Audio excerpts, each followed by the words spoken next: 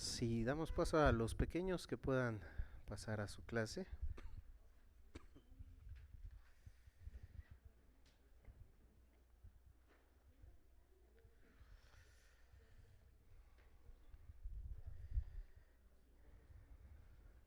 Y nosotros vamos a Apocalipsis, vamos a continuar con nuestra serie expositiva de mensajes de Cristo a las 7 iglesias del Apocalipsis.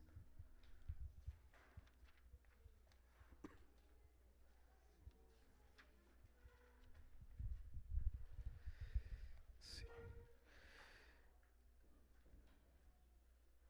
Apocalipsis capítulo 2, versículos del 12 al 17. Hemos hablado ya sobre el mensaje a Éfeso, el mensaje a Esmirna, y el día de hoy hablaremos del mensaje a la iglesia de Pérgamo. Vamos a darle lectura, mis hermanos, y oraremos a nuestro Dios. Dice así: escribe al ángel de la iglesia en Pérgamo, el que tiene la espada aguda de 2 filos, dice esto: yo conozco tus obras y dónde moras, donde está el trono de Satanás. Pero retienes mi nombre y no has negado mi fe, ni aun en los días en que Antipas, mi testigo fiel, fue muerto entre vosotros, donde mora Satanás. Pero tengo unas pocas cosas contra ti, que tienes ahí a los que retienen la doctrina de Balaam, que enseñaba a Balac a poner tropiezo ante los hijos de Israel, a comer de cosas sacrificadas a los ídolos y a cometer fornicación. Y también tienes a los que retienen la doctrina de los Nicolaitas, la que yo aborrezco. Por tanto, arrepiéntete, pues si no, vendré pronto a ti y pelearé contra ellos con la espada de mi boca. El que tiene oído, oiga lo que el Espíritu dice a las iglesias. Al que venciere, daré a comer del maná escondido, y le daré una piedrecita blanca, y en la piedrecita escrito un nombre nuevo, el cual ninguno conoce, sino solo aquel que lo recibe. Inclinen su rostro, mis hermanos, y vamos a orar. Amado Dios, gracias, Padre, por este momento, Señor, que, oh Dios, es un privilegio, Dios. Ayúdanos a mirarlo así. El privilegio de entrada de poder estar reunidos, Señor, siendo que muchos no pueden hacerlo. El privilegio, Dios, que nos has dado de formar parte de tu cuerpo, por gracia, por pura misericordia, no porque hubiera nada especial en nosotros, Señor, sino por ti, oh Dios, por tu Hijo Jesucristo, que nos compró a precio de sangre, un precio costosísimo, Dios, y el que podamos hoy estar aquí, oh Dios, es un privilegio porque podemos formar parte por Cristo Jesús de tu iglesia. Ayúdanos a mirar ese maravilloso privilegio, Señor, que es formar parte de tu cuerpo. Y el privilegio, oh Dios, ahora de poder escuchar tu palabra, de poder mirar lo que ella dice, de poder ver, oh Padre, la necesidad que tenemos de ella, oh Dios. Poder escucharte a ti hablando a nuestras vidas a través de tu palabra, Dios. Gracias, Dios, por ello.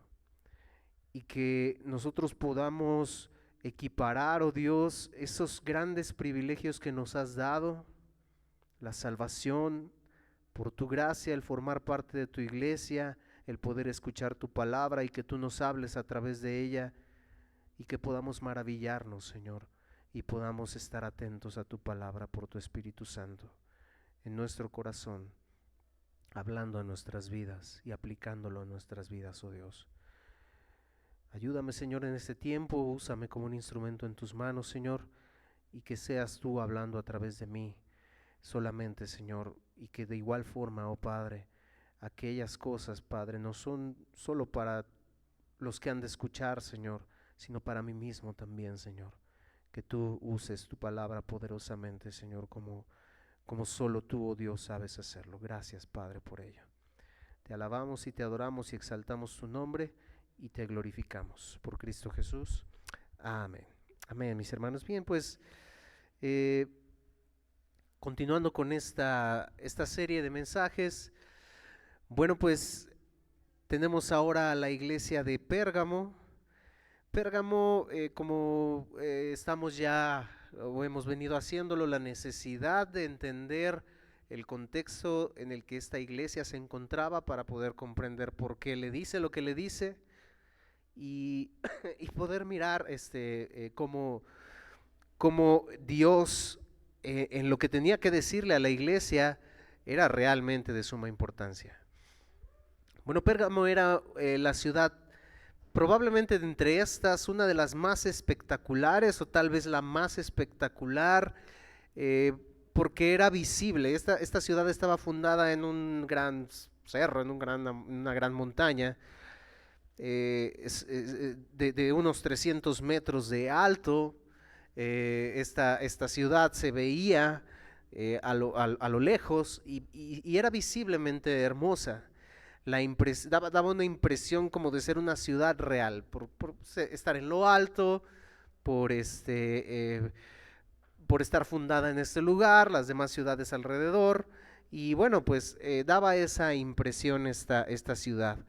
Entonces, recordemos que Éfeso y Esmirna aún estaban, Éfeso estaba en la costa, donde había esta situación de comercio por los puertos que tenía, al igual que Esmirna. Bueno, Pérgamo ya no estaba dentro de este lugar, ya estaba un poco más adentro de la ciudad, además del lugar en donde estaba construida, no tenía este comercio a través de estos puertos que tenían estas ciudades como Éfeso y Esmirna. En su momento existió un embargo comercial en esta ciudad donde ya no se les proporcionaba el papel para poder escribir. Y entonces ellos hicieron un producto, de ahí también el nombre de este producto por la ciudad, para sustitución de este material, las hojas de papiro egipcio que se les proporcionaban, y por esta situación comercial y política ya no se les daba. Ellos crearon o hicieron esto de pieles de animales e hicieron pergaminos. De ahí el nombre del pergamino, de la ciudad, Pérgamo.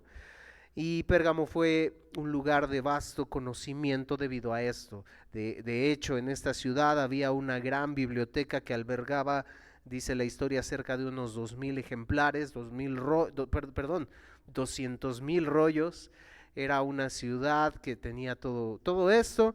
El conocimiento que ellos adquirían, sabiduría que adquirían por medio del estudio de los libros, tenían esta gran biblioteca. Esta biblioteca era únicamente superada en volumen por la de Alejandría, en Egipto. Entonces, esta ciudad salen los pergaminos. Recordemos aún también en la historia Pablo pidiendo los pergaminos.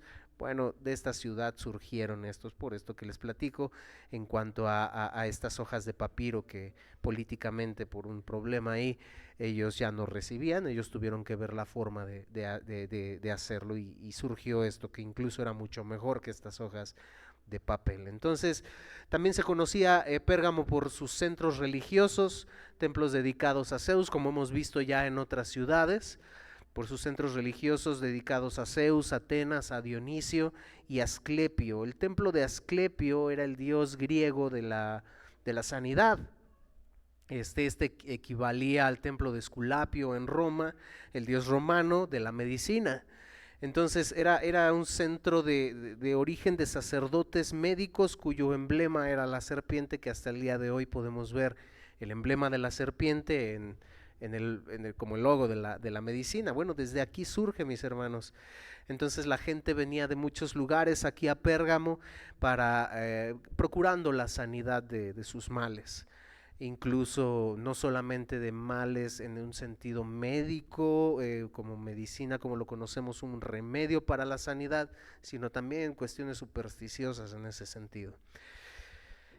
Como en otras ciudades, el culto al emperador era algo que se había promovido, como lo vimos en Esmirna, una de las primeras ciudades o la primera ciudad que tuvo como que ese privilegio de crear un templo, un centro para esa adoración al emperador, bueno, como en otras ciudades se daba, y lo cual fue lo que promovió demasiado la persecución a los cristianos. Bueno, Pérgamo no fue la excepción.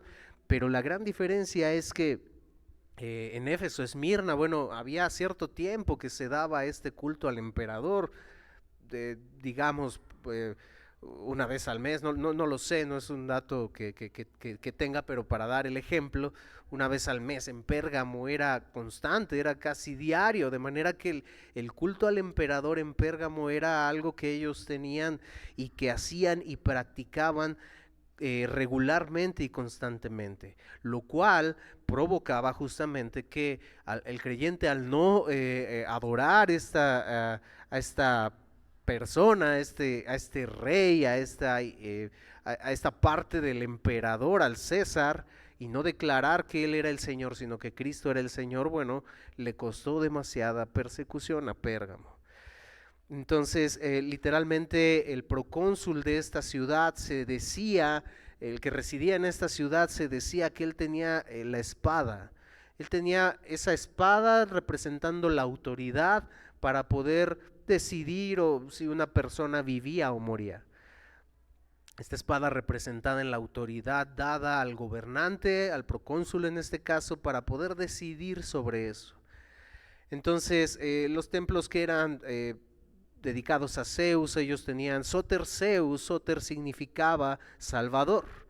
De manera que a Soter Zeus, Zeus es nuestro Salvador, a Soter Asclepio, Asclepio es nuestro Salvador.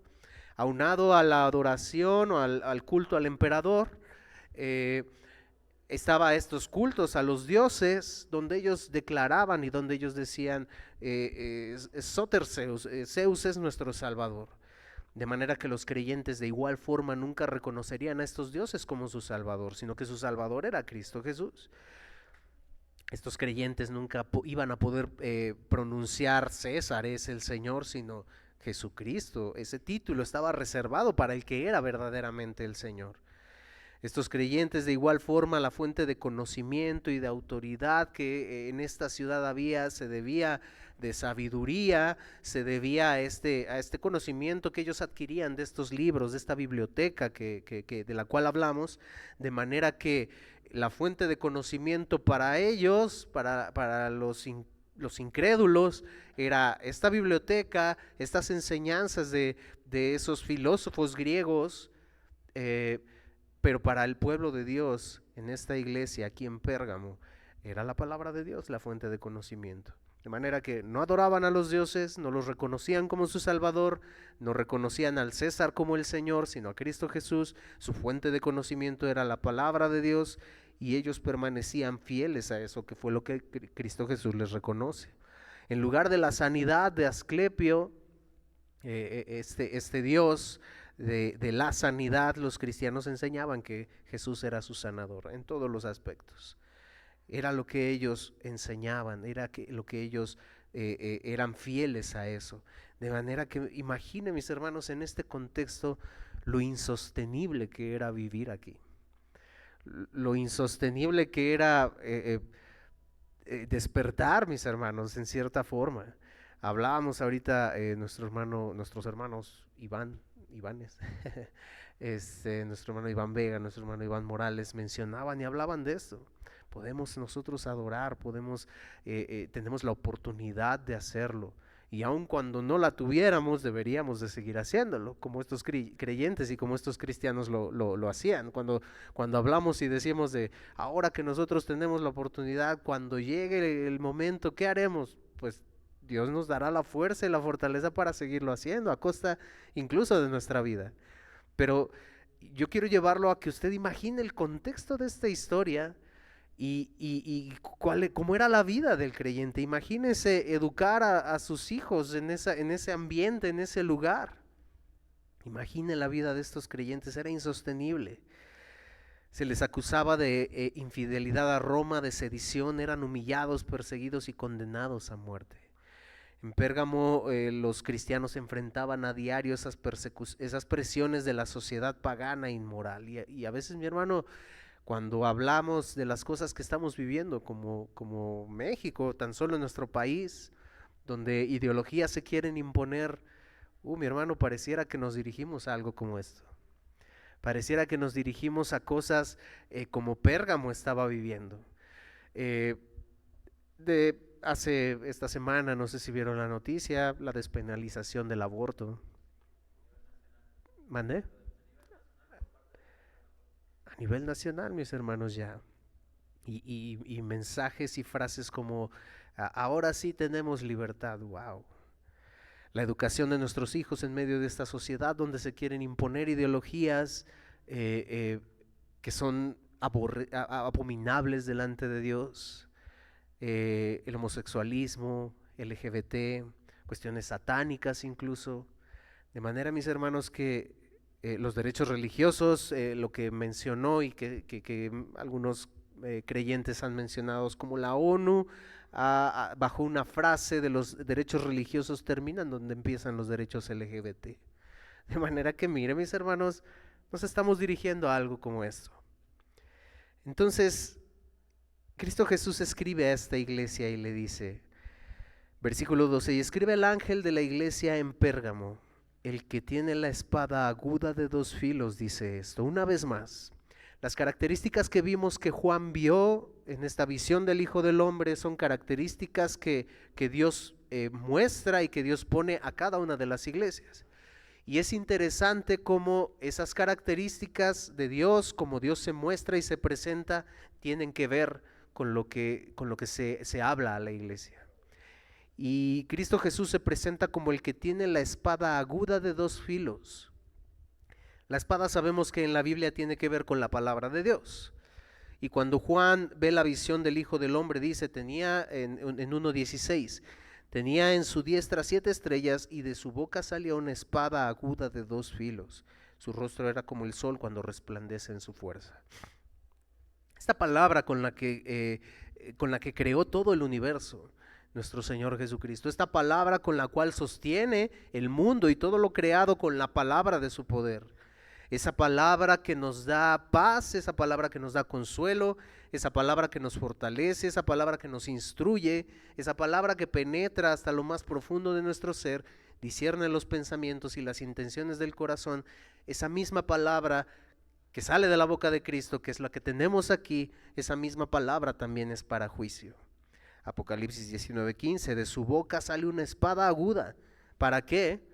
No para consolar, no para fortalecer en ese caso, sino para herir con ella a las naciones, para juicio. Y él las regirá con vara de hierro, y él pisará el lagar del vino del furor y de la ira de Dios Todopoderoso. Esto era, en cierta forma, recibir, por un lado, el mensaje para la iglesia por la persecución que estaba viviendo, vivir en un lugar insostenible, con este contexto, el que Dios les dijera que Él es el que de su boca sale la espada de dos filos para juicio, era en cierta forma reconfortante. Mantenga esto en su mente, porque era reconfortante para ellos por la persecución que ellos estaban viviendo. Saber que Cristo Jesús traería juicio a sus enemigos era reconfortante. Es reconfortante para nosotros. Saber que en un mundo tan terrible como el que vivimos, no va a quedar el pecado impune. No, Dios lo va a castigar. Dios lo va a juzgar. Aquellos que están sin Cristo, Dios los va a juzgar. Aquellos que simplemente creen y piensan que porque son buenas personas estarán en el cielo, no es por obras. Y Dios va a juzgar a aquellas personas que hacen mal. Dios va a juzgar y va a derramar su ira total sobre ellas con la palabra de su poder también. De manera que esto era reconfortante, porque el procónsul que se decía que tenía la espada para decidir si vivía o moría, y que lo hacía, sobre los creyentes que negaban al César, que negaban a los dioses, era reconfortante saber que el que tiene la espada para juzgar verdaderamente no era el procónsul, era Cristo Jesús. Era reconfortante para ellos esta introducción con la que Cristo Jesús se presenta.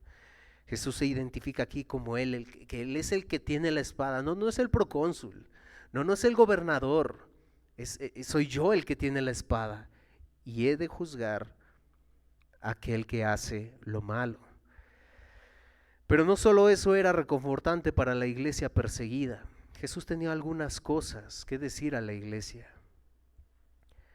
Y en un momento, una vez más, le repito, guarda esta imagen de la espada con la que se presenta Cristo Jesús, porque más adelante viene algo también para la iglesia. Entonces era reconfortante esto, y Cristo Jesús en el versículo 13 les dice, en este esquema que hemos dicho ya que constantemente se repite en las cartas Apocalipsis, Cristo Jesús les da el elogio. Cristo Jesús, antes de mencionar o de decir alguna corrección o alguna cosa contra ella, le dice el elogio. Yo conozco tus obras y dónde moras, donde está el trono de Satanás, pero retienes mi nombre y no has negado mi fe, ni aun en los días en que Antipas, mi testigo fiel, fue muerto entre vosotros, donde mora Satanás. Una vez más le dice el elogio, el reconocimiento una vez más de que Él lo conoce todo, de que delante de Él no podemos ocultar nada, absolutamente nada. Él es omnisciente, Él lo sabe todo. Cristo Jesús lo sabe todo. Cristo Jesús es Dios, lo que hablábamos el día de hoy en nuestro tiempo de escuela dominical. Cristo es Dios, la deidad de Cristo Jesús. Entonces, este elogio de aquel que conoce todo, por ahí Jesús Adrián Romero, entre muchas cosas y herejías que suele ya decir, entre una de ellas dijo: he llegado a una conclusión, Dios nos ha abandonado. Es lo que él ha dicho. En Esmirna la persecución, como vimos anteriormente, ahí en 2:10, la persecución iba de camino. No temas en nada lo que vas a padecer. He aquí, el diablo echará a algunos de vosotros en la cárcel para que seáis probados y tendréis tribulación por 10 días. A Esmirna se dirigía, ya habían padecido cierta tribulación, sí, sin duda, pero se dirigía a una tribulación difícil, una tribulación peor de lo que habían vivido en Esmirna. Pero en Pérgamo ya estaba ahí. En Pérgamo ya estaban y ya habían experimentado una persecución terrible. Los estaban matando ya. En Pérgamo ya estaba la persecución en todo su esplendor. Y es que toda la persecución que ya ellos ya estaban viviendo, probablemente, no estoy diciendo que debiera ser ni que así sucedió, pero probablemente pudiera dar paso, o ellos podrían haber tenido un cierto motivo para decir: Dios nos ha abandonado, como lo declaró Jesús Adrián Romero. Tal vez que Jesús Adrián Romero lo declare sin nada de persecución ni nada de eso, es terrible. De entrada es terrible porque no es lo que enseña la Biblia, es una herejía. Pero que una iglesia que verdaderamente estaban siendo muertos por declarar que César no era el Señor, tal vez pensemos que tenían cierto motivo para hacerlo. No estoy diciendo que lo hayan hecho, y de hecho no lo hicieron, por lo que Cristo Jesús les halaga. Y lo digo, tenían en cierta forma cierto motivo para hacerlo, lo digo entre comillas, porque la realidad es que la Biblia no nos muestra que tenemos cierto motivo para hacerlo aún en medio de la tribulación. Solo lo digo para que podamos mirar esta comparación de alguien que puede mencionar: yo solamente puedo decir algo, Dios nos ha abandonado. No, Pérgamo no pensó esto. Y no existirá jamás, mis hermanos, ningún motivo válido para pensar que Dios nos ha abandonado. Jamás, mis hermanos, jamás. Puede parecer para nosotros como seres humanos que Dios nos ha abandonado, pero no ha sido así. No ha sido así. Yo estaré con ustedes todos los días hasta el fin del mundo. Entonces Pérgamo no pensó esto, y Dios les reconoce, de hecho. Dios les reconoce lo que ellos han hecho. Moras en el trono de Satanás, y aún en medio de ese lugar en donde tú vives, hay muchas interpretaciones de lo que Hay como 7 interpretaciones de lo que eh, el, eh, el escritor probablemente se refería aquí al trono de Satanás, pero la realidad es que una sola de ellas, en lo personal, a mí es la que más me convence. No se refiere a que el trono, el templo que habían hecho a Zeus tenía un trono muy grande de Zeus. Y algunos dicen que era Zeus, se refería a eso porque era el trono de Zeus que habían hecho, muy grande, muy espectacular a la vista. Otros decían por donde estaba ubicada la ciudad de Pérgamo, como lo mencionamos, que estaba en lo alto, era visible, parecía una ciudad real y que se refería al trono de Satanás por esa razón. Pero la realidad es que la que más, yo creo que lo que más se refiere a esto y la postura más real en este sentido se refiere a lo terrible que era esta ciudad, la inmoralidad, la fornicación, el pecado, la adoración, el culto al emperador, que era más constante que en otras ciudades. Se daba en otras ciudades, claro que sí, pero en esta ciudad era más constante, era terrible la persecución que ya estaba ahí. Entonces, de manera que el poder de Satanás contra el creyente era terrible en esa ciudad. Por eso menciona eso, donde está el trono de Satanás. Pero ahí le reconoce que Pérgamo no pensó, Dios nos ha abandonado, no, sino le dice, tú aunque estás en medio de eso, retienes mi nombre y no has negado mi fe. No, él no había abandonado a la iglesia de Pérgamo. Él dice, yo sé dónde estás. Yo te tengo bien ubicado donde estás. Y estás en un lugar donde el poder de Satanás es considerable. Pero tú ahí has retenido mi nombre. No me has negado. Si, cuando se te presentan ante ti y dicen, niegas a Cristo y te dejo vivir, tú dices, no, yo sé en quién he creído, como lo decía Pablo, y Él guardará mi depósito para aquel día. De manera que este era Pérgamo, estos eran los creyentes de Pérgamo. No negaban su fe delante, aun cuando tuvieran la muerte enfrente y aun cuando los mataban por eso. Eh, sigue diciendo, ahí, pero retienes mi nombre y no has negado mi fe, ni aun en los días en que Antipas, mi testigo fiel, fue muerto entre vosotros. Y vuelve a mencionar donde mora Satanás. Aquí sigue haciendo esa referencia. Antipas, no hay muchas referencias de quién era Antipas, de quién fue. Se cree que murió quemado. Algunos dicen que no había el toro que conocemos donde los metían y los quemaban dentro vivos. Se cree que él murió así, torturado de esta forma. No hay muchos datos, la realidad de Antipas, pero lo que se dice aquí, Antipas ya había sido muerto. Retuviste mi fe, retuviste mi nombre como Antipas lo hizo. Y es impresionante, mis hermanos, el título que Cristo Jesús le da a Antipas. Le dice, mi testigo fiel. Es un título que Cristo Jesús ostentaba cuando Juan vio esa visión del Hijo del Hombre, mi testigo fiel. A Cristo Jesús es el testigo fiel. Y Cristo Jesús le dice a Antipas que es su testigo fiel. Es impresionante, mis hermanos, no porque Antipas fuera Dios, no porque se hubiera hecho como Dios, no, sino simplemente por esa fidelidad del creyente, por esa fidelidad de este creyente, de este cristiano en Pérgamo, que fue fiel hasta la muerte, que fue fiel a pesar, si es real esa muerte tan cruel que él tuvo. ¿Usted puede imaginarse la terrible muerte que este hombre tuvo por ser fiel a Dios, su testigo fiel? Y Dios le reconoce su fidelidad, su firmeza en esta ciudad tan hostil, aun cuando les costara su propia vida. No te doblegas, oh Pérgamo, no te doblegas a decir que el César es el Señor. No, tú sostienes mi nombre. Y mis hermanos, a veces nosotros mismos estamos viendo en varones, en damas, el temor al hombre, que hace referencia a esto. Nosotros mismos, mis hermanos, a veces no podemos orar frente a nuestros compañeros de trabajo, porque ¿qué van a decir? No, oro en mi mente.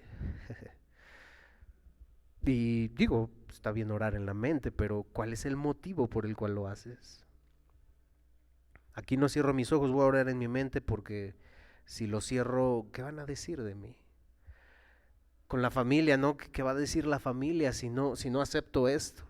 ¿Qué va a decir la familia si digo que soy creyente? ¿Qué va a decir la familia si oramos en el momento también de la comida? En cosas simples estoy diciéndolo. ¿Qué va a decir? Que no, me van a criticar, mis hermanos. Estas personas con un soldado romano, con la lanza, con terribles cosas, llevándolos a la cárcel, con una terrible muerte, Antipas, si fue real esto que la historia cuenta, ¿ves ese toro de ahí? Niega a Cristo y te vas a liberar de esa muerte. ¿Lo ves? Te van a prender ahí. Esa cosa va a hervir y vas a estar tú allá adentro. Niega a Cristo. Oh, mis hermanos, si nosotros no podemos orar frente a nuestros compañeros de trabajo, ¿qué será? ¿Qué será, como decía nuestro hermano Iván, nuestros hermanos? ¿Qué será cuando llegue esa persecución? ¿Qué será cuando en una junta de padres de familia tengamos que decir, no, nosotros no creemos en eso que le están enseñando a nuestros hijos? No, es que ¿qué van a decir? Se me van a echar encima. ¿Qué van a decir? El temor al hombre. No teman al que puede matar el cuerpo. Porque el alma no pueden matar. Teman a aquel que puede destruir el alma y el cuerpo en el infierno. ¿Quién? Dios. No Satanás, Dios. Porque si ustedes me niegan ante los hombres, yo les negaré frente a mi Padre que está en los cielos. Oh, mi hermano, esto no es un juego. Y si no podemos glorificar a Dios con nuestra propia familia, en nuestro entorno donde nos desarrollamos, oh, mi hermano, cuando la persecución llegue, no vamos a poder hacer nada. Que Dios nos ayude, mis hermanos. Y fue este halago el que Cristo Jesús les da: retienes mi nombre, no te doblegas. No importa, mi hermano, el lugar donde estemos, Él siempre estará con nosotros. No importa. No, Dios no nos ha abandonado, como lo mencionó Jesús Adrián Romero. Dios no nos ha abandonado. Él está con nosotros. En todo momento, en todo lugar. Aún si Dios estaba con ellos en esta situación y en este contexto tan difícil, oh, mis hermanos, no es pretexto para no permanecer fiel, aún en lo peor. No es pretexto. Pérgamo lo hizo. Versículo 14 al 15, ahora viene esta reprensión. Ahora viene esta enfermedad que Pérgamo estaba padeciendo. Alguno pudiera decir, cuando leímos con Éfeso, conozco tu arduo trabajo, tu paciencia, no toleras a los malos, has tenido paciencia, has trabajado más allá de tus fuerzas. Pudiéramos pensar, wow, pues era una iglesia impresionante, una iglesia fiel.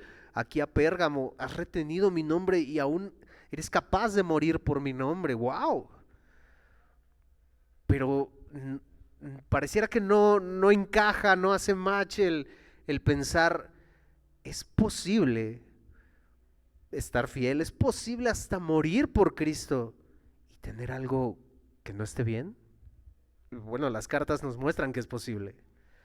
Y miren lo que le dice Cristo Jesús: pero tengo unas pocas cosas contra ti. Que tienes ahí a los que retienen la doctrina de Balaam, que enseña a Balac a poner tropiezo ante los hijos de Israel, a comer cosas sacrificadas a los ídolos y a cometer fornicación.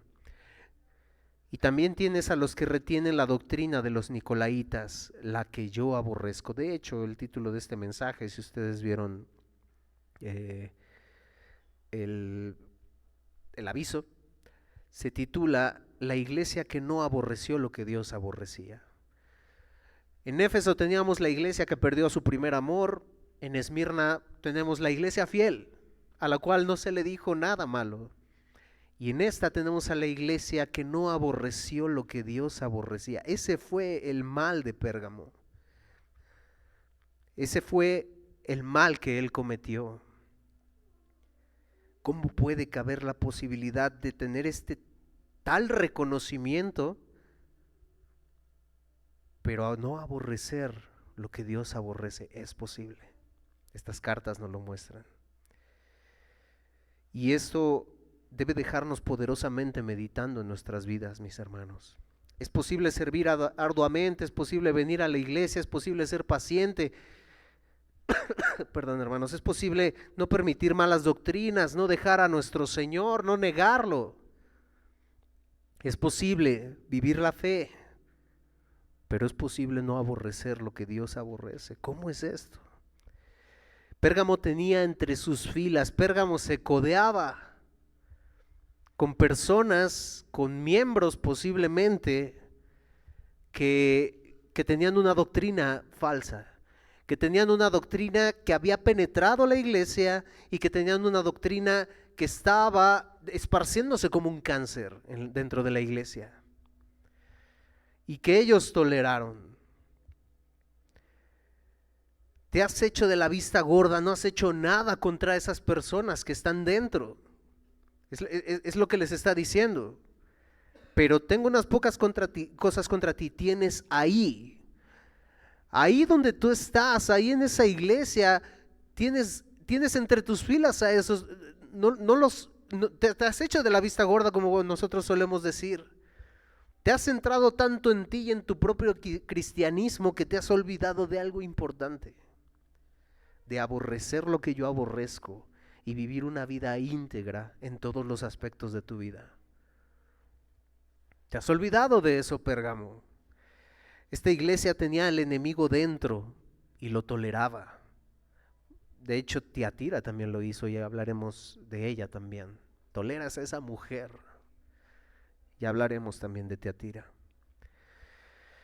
Los creyentes habían tolerado a maestros que habían difundido su doctrina, su estilo de vida y no los habían expulsado de la iglesia.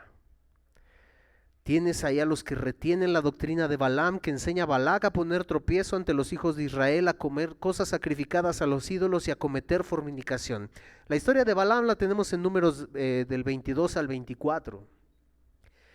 Resumido, Balac le pidió a Balaam que maldijera al pueblo de Israel, para que le fuera mal y Balac pudiera ganarle al pueblo de Israel. De manera que Balaam, por supuesto, por el poder de Dios, Balaam consintió en hacerlo. Pero cuando hablaba, por dinero, claro, pero cuando hablaba, pues le salía bendición. Cuando hablaba, no podía maldecir al pueblo. Y cuando regresaba a Balac, oye, pues ¿qué pasó? Pues es que no sé, no puedo, Dios no me permite. Y mira, no puedo maldecir al pueblo porque Dios me lo impide, pero ven, mira, te voy a decir. De hecho, a grado de que Balac le dijo, ok, pues si no lo maldices tampoco lo bendigas. Y lo que hizo Balaam fue terrible, que es lo que hace referencia aquí Cristo Jesús en la carta a Pérgamo. Ok, mira, no puedo yo maldecir porque Dios no me lo permite. Sale pura bendición de mi boca, el pueblo sigue ganando, el pueblo sigue tomando terreno, pero yo te voy a decir cómo puedes hacer caer al pueblo de Dios. Mira, muéstrales y mándales mujeres moabitas para que seduzcan a los israelitas y ellos pues caigan en pecado delante de Dios y Dios los juzgue y podrás tener ventaja sobre el pueblo de Dios. Estas mujeres llevaron al pueblo de Dios a la idolatría y a la inmoralidad por el consejo de Balaam. Dentro de esta iglesia había quienes promovían inmoralidad, promovían cosas y Pérgamo lo toleró y Pérgamo no hizo nada contra esas personas. No hizo nada. Podían morir por Cristo, podían mantenerse fiel, pero no hizo nada contra esas personas. Números 25, 1 al 3, vemos el juicio de Dios por haber permitido recibir a esas mujeres. Una cosa es que les haya mandado Balac mujeres moabitas, pero otra cosa es que ellos lo hayan permitido, que ellos les hayan dado entrada a estas mujeres y ellos lo hicieron, Israel lo hizo. Y el juicio de Dios, aquí lo vemos, moraba Israel en Sittim, el pueblo empezó a fornicar con las hijas de Moab, las cuales invitaron al pueblo a los sacrificios de sus dioses, y el pueblo comió y se inclinó a sus dioses. Así acudió el pueblo a Baal Peor, y el furor de Jehová se encendió contra Israel. 4 al 9 del 25. Jehová dijo a Moisés: toma todos los príncipes del pueblo y ahórcalos delante de Jehová, ante Jehová delante del sol, y el ardor de la ira de Jehová se apartará de Israel. Y murieron en aquella mortandad como 24,000. Wow. Wow, por ceder, por tolerar, por permitir el pecado entre sus filas. Más adelante, en Números 31, Dios manda a Moisés a preparar al pueblo para ir a pelear contra Moab, contra Madián, donde mataron a los varones, a los reyes, y entre ellos murió Balaam. Entre ellos murió Balaam en esta guerra que hicieron. Pero ¿qué hizo Israel? Versículo 9. Y los hijos de Israel llevaron cautivas a las mujeres de los moabitas. Perdón, sí, de los madianitas. Versículo 14, 16. Y se enojó Moisés contra los capitanes del ejército, contra los jefes de millares y de centenas que volvían de la guerra, y les dijo Moisés: ¿por qué habéis dejado con vida a todas las mujeres? He aquí, por consejo de Balaam, ellas fueron causa de que los hijos de Israel prevaricasen contra Jehová en lo tocante a Baal Peor, por lo que hubo mortandad en la congregación. O sea, no aprendieron. De verdad, ¿no aprendieron sobre los 24,000 que murieron? Como juicio por lo que permitieron por el consejo de Balaam. De hecho, más adelante todavía en Josué, hablando al pueblo en Josué 22:17, les dice, mire ya cuánto tiempo había pasado. Les dice: ¿no ha sido bastante la maldad de Peor, de la que no estamos aún limpios hasta este día, por la cual vino la mortandad en la congregación de Jehová? De verdad, pueblo de Israel les decía, no fue suficiente aquel juicio de Dios. Y por si fuera poco, contra la idolatría e inmoralidad, Pablo, en 1 de Corintios 10:8, ni forniquemos como algunos de ellos fornicaron y cayeron como 23,000. Haciendo referencia a esta historia de Peor. Wow, o sea, miren hasta dónde llegó Pablo aún a mencionar lo terrible de la inmoralidad. Y ahora Cristo Jesús manda una carta a Pérgamo recordando la misma historia y condenando a Pérgamo por lo que ellos estaban haciendo. El enemigo estaba dentro de casa, dentro de la iglesia de Pérgamo. Y por si fuera poco, dice: y también a los que retienen la doctrina de los nicolaítas, la que yo aborrezco. ¿Recuerdan lo que dijo Cristo Jesús a los efesios?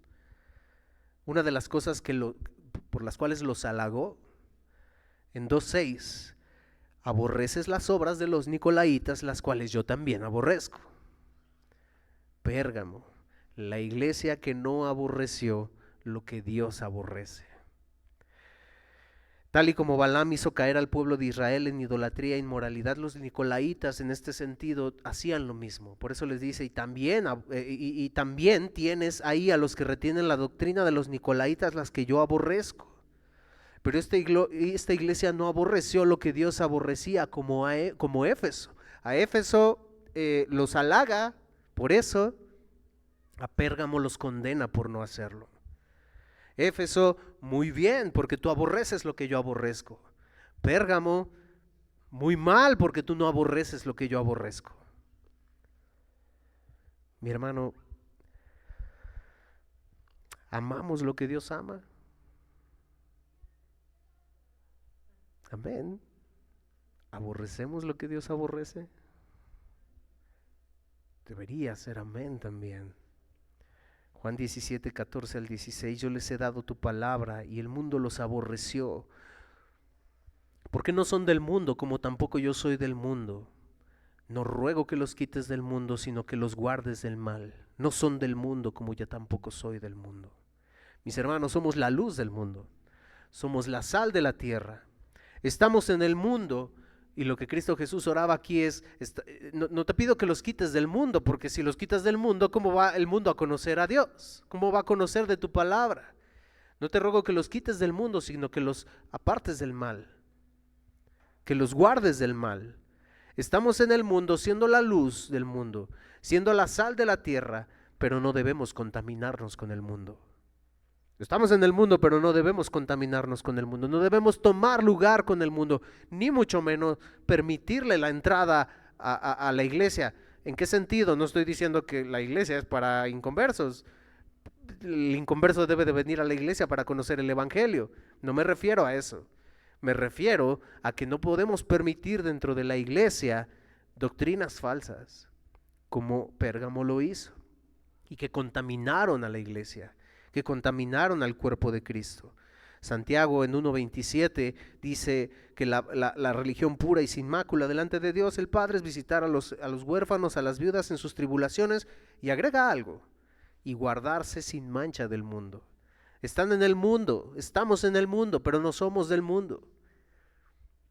No tenemos que contaminarnos con el mundo. Y no basta que sea individual, mi hermano. Nosotros podemos decir, bueno, pero yo y Dios estamos bien. Fue lo que pasó en la iglesia de Pérgamo. Yo soy hasta capaz de dar mi vida por Cristo. Y lo hacían. Y lo hacían. Era real lo que decían. No fue como un Pedro. No, si fuera necesario yo llegar hasta la cruz, como Pedro y los discípulos, porque dice que los discípulos dijeron lo mismo cuando Pedro el impulsivo lo mencionó, y estuvieron de acuerdo los demás discípulos, así que todos. No, hasta eso Pérgamo decía, yo entregaría mi vida por Cristo, y lo hacía.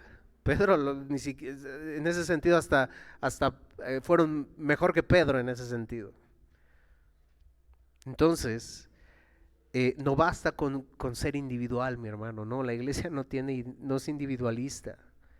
La iglesia tiene la responsabilidad de velar por la integridad de la iglesia.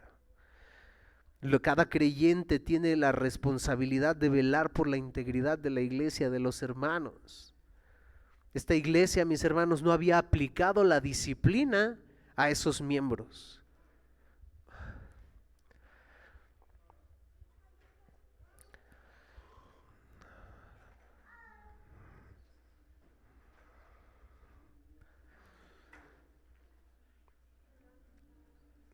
Sigamos acá, hermanos. No le metan nada en la boca, hermanos.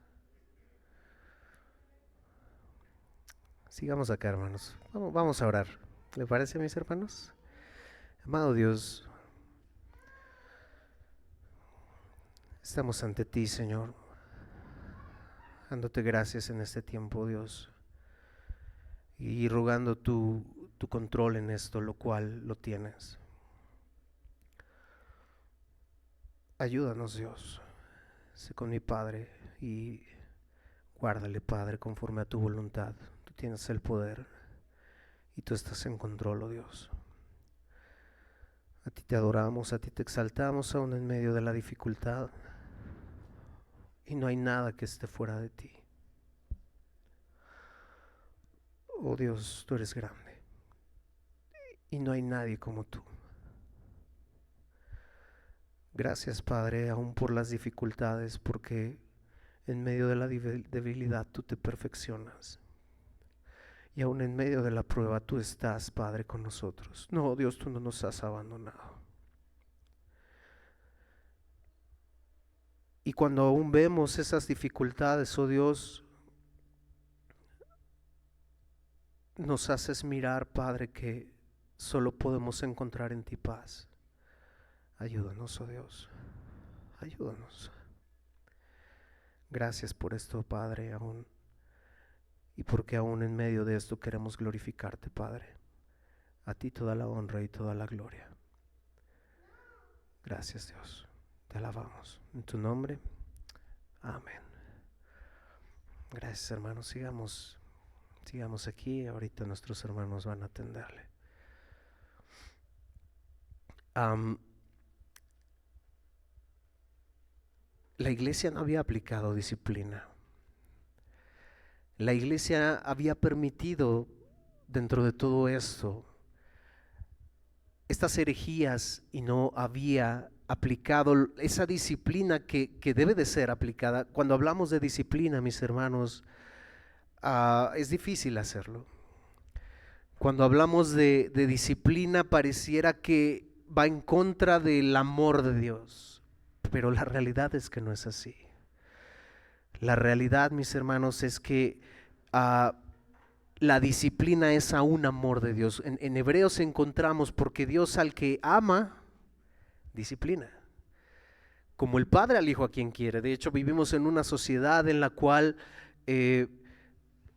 vemos esa situación y vemos esa circunstancia donde no eduques al niño, no permite que él haga lo que quiera. No, de hecho, una corrección física no está permitido. Ahora el niño puede hacer lo que desea y déjalo ser. Es la nueva psicología que tenemos el día de hoy. Pero Dios al que ama disciplina como el Padre al Hijo a quien quiere. Hermanos, tengo alcohol aquí, si gustan, por favor. Y entonces miramos que Pérgamo no aplicó esto. Y en Mateo miramos cómo la exhortación de Cristo Jesús es: si tu hermano peca contra ti, ve y repréndele. No es si tu hermano peca contra ti, gracias hermano. No es si tu hermano peca contra ti, déjalo. Fue lo que Pérgamo hizo. Si tu hermano peca, si ves en tu hermano que hay algo que no está bien delante de los ojos de Dios, déjalo. No, ve y repréndele. Y además, cuando Cristo Jesús habla de esto, no habla solamente del pastor o de los líderes, le habla a la iglesia completa. De manera que es responsabilidad de todos nosotros, mis hermanos, cuidar la integridad de la iglesia. Pérgamo fue fiel en la persecución, pero era individualista, permitiendo el pecado dentro y dejándolo avanzar como un cáncer. Y tenemos varios ejemplos en la Biblia, mis hermanos. Tenemos varios ejemplos en la Biblia donde Pablo exhorta a los corintios, por ejemplo. De cierto se oye que hay entre vosotros fornicación, y tal fornicación ni aún se nombra entre los gentiles. Imagínense. No se nombren los gentiles ni tal fornicación. ¿Quiénes eran los gentiles? Los que eran inconversos. Y Pablo le dice: ni se nombre, ni siquiera se nombre. Ni siquiera se nombre. ¿Por qué hay dentro de ustedes? ¿Qué era lo que estaba pasando? Tanto que alguno, el que estaba haciendo esto, tiene la mujer de su padre. ¡Wow! O sea, y Corintio estaba permitiendo esto. Y vosotros estáis envanecidos. ¿No debierais más bien haberos lamentado para que fuese quitado de en medio de vosotros el que cometió tal acción? No exageres, Pablo. No exageres, Pablo. No, estás yendo más allá. No. Pablo sigue diciendo más adelante: ¿no sabes que un poco de levadura leuda toda la masa? Un poco de levadura leuda todo. Leuda toda la masa, tan solo un poco. Y ese poco fue lo que permitió Pérgamo dentro de la iglesia. Bueno, mi hermano, pero yo no tengo culto a dioses paganos. No ando en inmoralidad. Eso no es para mí. Eso no es para mí. No, mi hermano. No pensemos por ningún momento en que eso no es para nosotros. Por ningún momento pensemos, mis hermanos, que eso no nos aplica a nosotros. Déjame hacerte una pregunta. Nos hemos escuchado decir en algún momento frases como: no es para tanto. No es para tanto. No creo que pase nada. No hay que ser tan exagerados. Hey, tenemos que actualizarnos. El mundo se actualiza, nosotros tenemos que actualizarnos. Eso ya es ser religioso. No pase nada que adoctrinen a nuestros hijos. No podemos tenerlos en una burbuja. Mis hermanos, nos hemos escuchado decir eso en algún momento. Hasta los creyentes, hasta los que son inconversos parecen más cristianos que los creyentes. ¿Nos hemos escuchado decir eso en algún momento? Oh, mi hermano, cuidado. Oh, mi hermano, cuidado, porque estamos permitiendo y estamos dando paso a lo que Pérgamo hizo. Si nos hemos escuchado decir alguna de estas frases, temo decirte que estamos en la misma posición que Pérgamo. En casa estamos permitiendo y tolerando a nuestros hijos cosas que no debemos tolerar. En casa estamos permitiendo a nuestra esposa, esposas a sus esposos, cosas que no debemos tolerar. En casa estamos permitiendo y tolerando cosas que Dios aborrece. Series de televisión que no debemos ver, tal vez. Música que tal vez no debemos escuchar.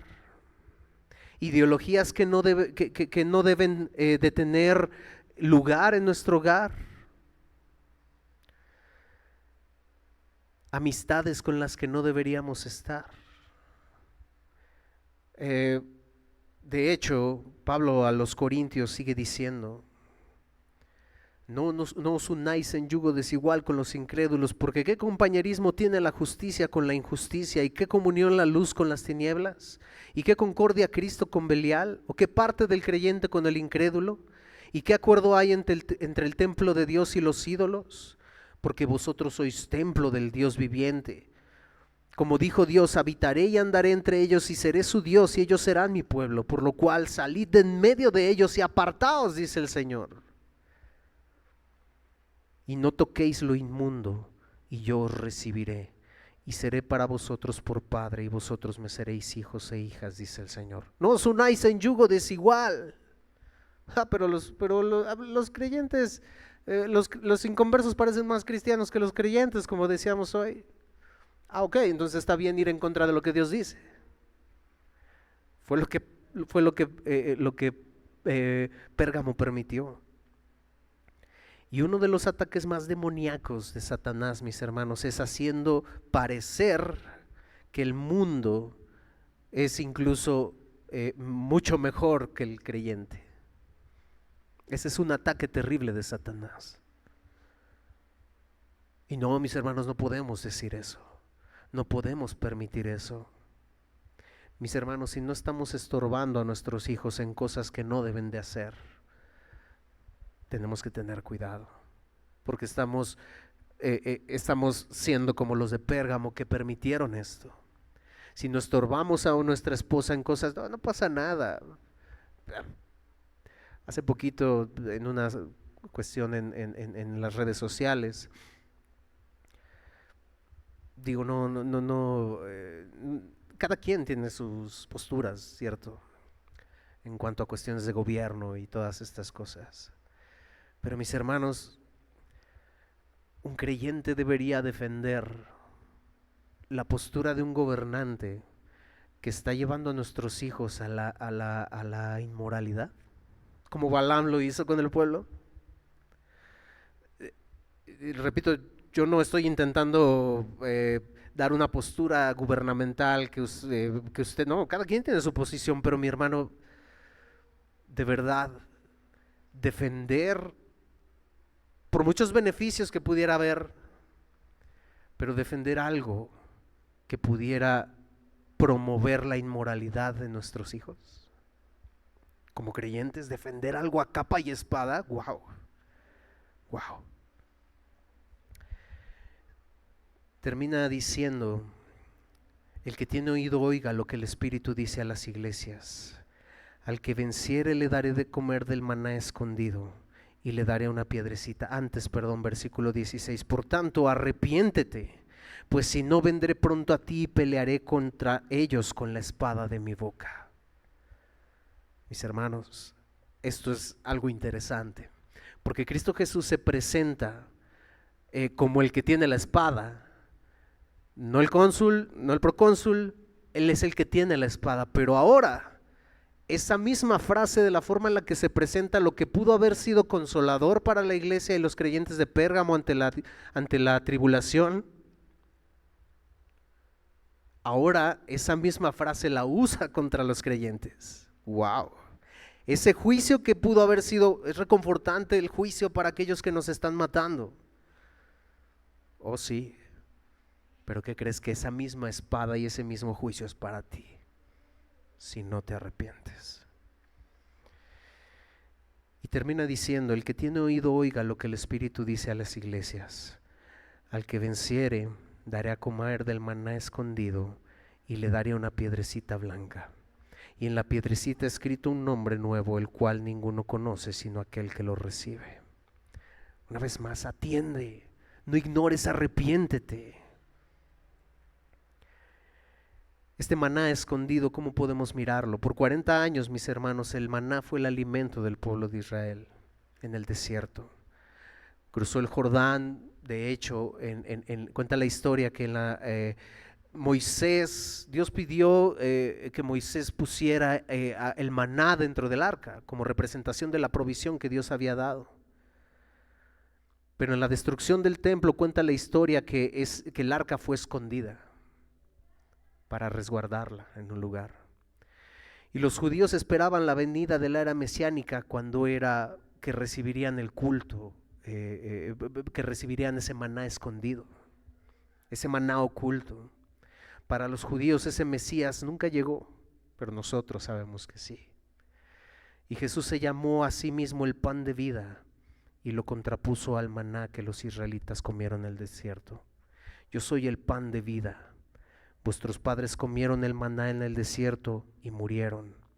Este es el pan que desciende del cielo, este es el pan que desciende del cielo, para que el que de él come no muera. Yo soy el pan vivo que descendió del cielo. Si alguno comiere de ese pan, vivirá para siempre. La piedrecita no está muy claro qué es lo que es. Hay muchísimas, también como 7 interpretaciones, pero hay un comentario de Hendrickson que dice que se daba en un juicio, se daba al que era absuelto, se le daba una piedrecita blanca; al que era condenado se le daba una piedrecita negra, de manera que probablemente la piedrecita blanca, en un sentido, pudiera ser esa absolución que Dios hizo a nosotros como creyentes. Vamos a orar, hermanos, y vamos a concluir aquí en este día para atender esta situación, y llevemos esto en nuestro corazón. Amado Dios y Padre Celestial, te damos gracias por tu palabra. Oh Dios, tú estás en control de todo, y te rogamos que en esta situación que se ha presentado, Padre, seas con nosotros, pero que aún tu palabra penetre en nuestros corazones, Padre. Ayúdanos, Dios, como creyentes, a vivir tu palabra en todo momento, Señor, y a mirar la necesidad que tenemos de esta situación, Señor. No permitir, aborrecer lo que tú aborreces, amar lo que tú amas. Te lo pedimos y te lo rogamos, oh Dios, con todo nuestro ser. En el nombre de tu Hijo amado Jesucristo, Dios, guárdanos. Por situaciones tenemos que concluir en este tiempo, Señor, pero guárdanos, Señor, llévanos con bien, y que seas tú, Señor, el que nos guíe en todo lo que hagamos, Padre. Te lo pedimos y te lo rogamos en el nombre de tu Hijo amado Jesucristo. Amén. Mis hermanos, por la situación vamos a concluir ahora. Puede saludarse, puede levantarse, y vamos a el próximo domingo recolectamos la ofrenda del día de hoy. Puede despedirse, mi hermano. Dios les bendiga.